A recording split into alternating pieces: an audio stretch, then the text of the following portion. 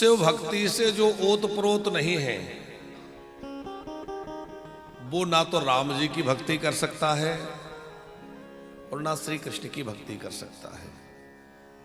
यदि हमें कृष्ण भक्ति करना है, राम भक्ति करना है, तो हमें शिव जी की शरण में आना ही होगा और शिव जी का आश्रय लेना ही होगा।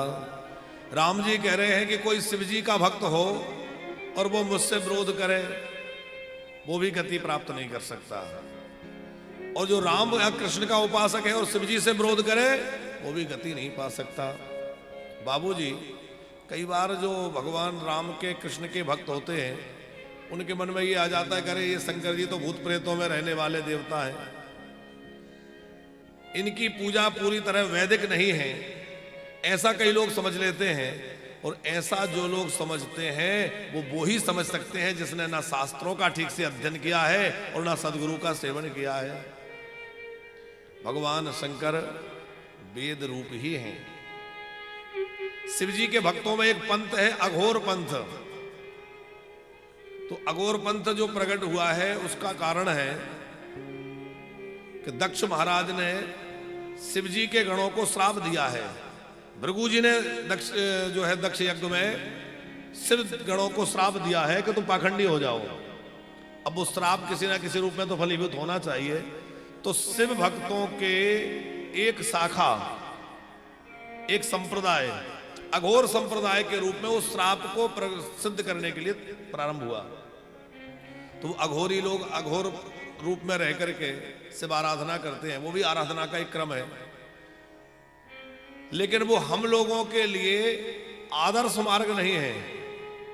और ऐसा नहीं है कि अघोरी लोग ही शिव आराधना करते हैं। शिव आराधना वैदिक पूजा है और सबको करना चाहिए। बिना शिव के शरण के अब किसी को गति प्राप्त नहीं हो सकती।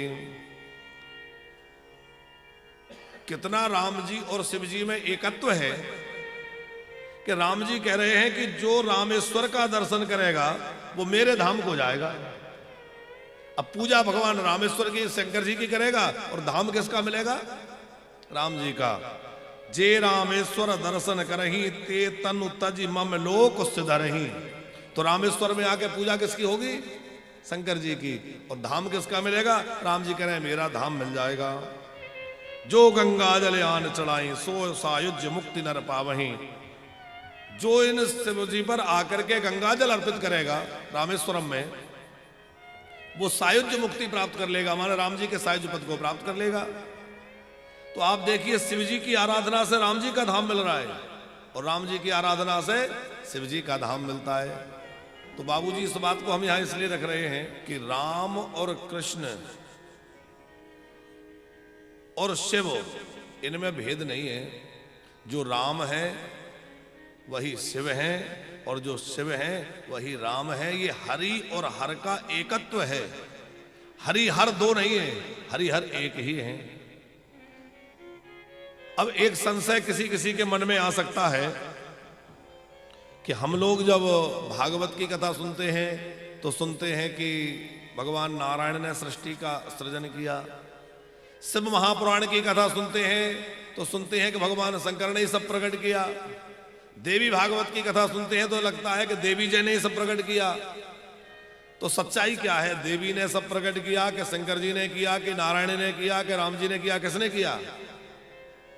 ये उन लोगों के मन में प्रश्न उठ जाता है जिन्होंने ठीक से शास्त्रों को नहीं पढ़ा समझा। यदि आप ठीक से शास्त्रों को समझेंगे तो आप पाएंगे कि न राम अलग है, न नारायण अलग है, न शिव अलग है और न दुर्गा अलग है। वो सारे तत्व एक ही है। वह परम ब्रह्म एक रूप में रहता है और एक ही परम ब्रह्म जो है वो अनेक रूप धारण करते हैं। भगवान कितने हैं? अच्छा आप बतलाइए, भगवान कितने हैं? भगवान एक है। भगवान अनेक नहीं है, भगवान एक है। वो एक ही परमात्मा अनेक रूप धारण कर लेते हैं। अनेक रूप रूपाय। तो अनेक रूप धारण करने में वही जब धनुष बाण धारण करते हैं तो राम जी कहलाते हैं। शंख चक्र धारण करते हैं तो विष्णु कहलाते हैं। जब वह डमरू और त्रिशूल धारण कर लेते हैं तो महादेव कहलाते हैं। वही परम तत्व जब सिंह वाहनी बनकर अष्टभुजा धारण कर लेते हैं तो जगदम्बा कहलाते हैं। भगवान कितने हैं? भगवान एक है, भगवान अनेक नहीं है, भगवान एक है। वो एक ही परमात्मा अनेक रूप धारण कर लेते हैं। अनेक रूप रूपाय, तो अनेक रूप धारण करने में वही जब धनुष बाण धारण करते हैं तो राम जी कहलाते हैं, शंख चक्र धारण करते हैं तो विष्णु कहलाते हैं, जब वह डमरू और त्रिशूल धारण कर लेते हैं तो महादेव कहलाते हैं। वही परम तत्व जब सिंह वाहनी बनकर अष्टभुजा धारण कर लेते हैं तो जगदम्बा कहलाते हैं।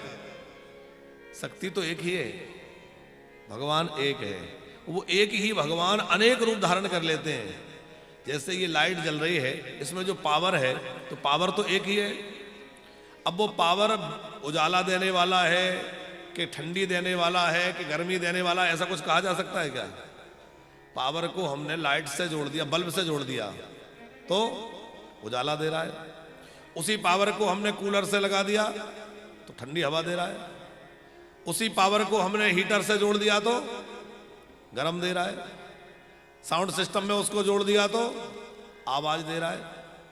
अब आप कहिए कि ये पावर जो है ये ठंडी देता है कि गर्मी देता है कि उजाला देता है कि आवाज देता है, क्या देता है?